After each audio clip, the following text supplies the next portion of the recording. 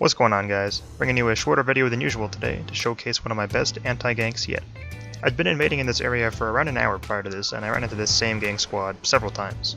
Against them, I had about a 50% win rate, but they only had 3 people most of the time, and I often had another invader helping me out.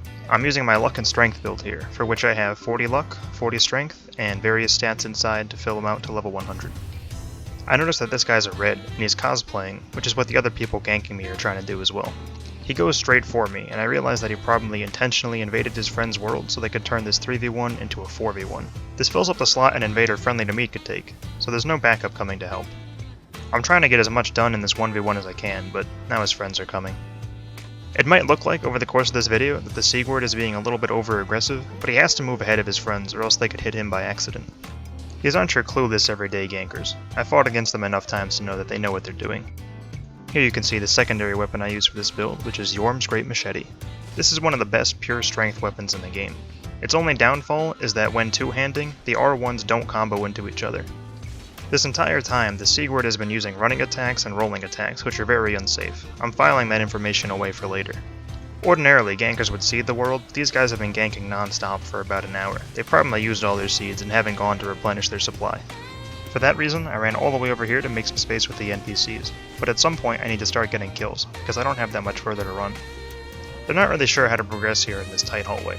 They use Seagward as their vanguard, because if he dies, he can just try and re-invade the world. Unfortunately for them, it's hard to cover his back without accidentally killing him. I'm moving back to avoid these attacks, because if I parry him in this tight hallway, they can just circle behind me and lock me in. I don't mind trying in this much more open space, but for the time being, he's done being predictable. Every time I get pushed back further, they manage to kill another NPC. I only have a few more left to help me. Yorm's Great Machete has one of the best ranges for weapons in this game. I managed to catch this guy with the very tip twice and get the first kill. Incidentally, Seagward was the red invader, the Nameless King and Smo are white phantoms, and the host is Ornstein. I've been making them chase me for a while now, and I know they're getting impatient. I just barely missed the running attack parry on that guy, and I have to back into the final room I have left. I know I need to make something happen in here. I was hoping someone would try and attack me from behind, but they're going straight for the NPCs, which is very smart. Had the Nameless King just waited for his friends to finish, or helped them out with that knight, they probably would have killed me. Instead, he gets a little bit ahead of himself, and I get an easy parry. A 2v1 is much more manageable than a 3v1. They fail to punish me properly out of their post, and now the situation is reset again. Since Ornstein's the host, Smo decides to go out in front. His two-handed hammer swings are unparryable, and Ornstein's just using leaping attacks now, because they know that's how I get most of my kills. I wanted to run back this direction to make some more space, but I see that Seagward's re-invaded. I definitely don't want this to become a 3v1 again, and I don't want to get sandwiched in between them. Ornstein should have got a little more aggressive and made space for his friend to heal, but as it stood, he had no choice but to try and attack me, which I punished. I'd love to be able to beat this guy before Seagward even gets back. I get a little bit swing happy, and he gets me with a ton of Leo Ring counter damage. Ouch. Now we're thrust back into a 2v1 situation. Now we're back into a 1v1 situation.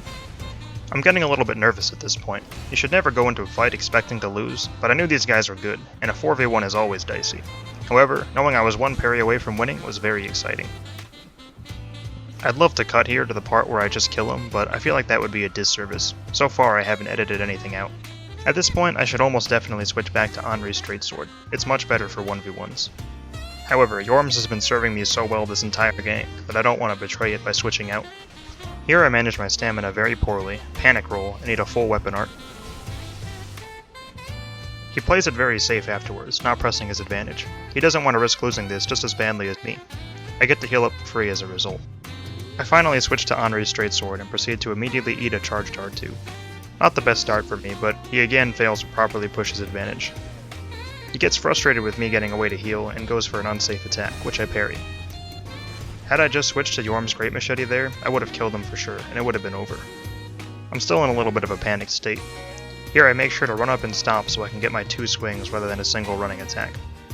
I know he still has pretty much all of his Estus left, so I want to finish him off here if possible. It's entirely possible that his friends have relocated down to this bonfire and I'll try to summon them again. I really need to finish it up. He's spamming rolls, which makes it very easy to catch 2 in a row and finally finish off this gank. I hope you guys enjoyed watching this video as much as I enjoyed playing it. You can check out my channel for similarly structured videos and more gank hunting, and you can subscribe for more in the future. For now, Thanks for watching, and I'll see you next time.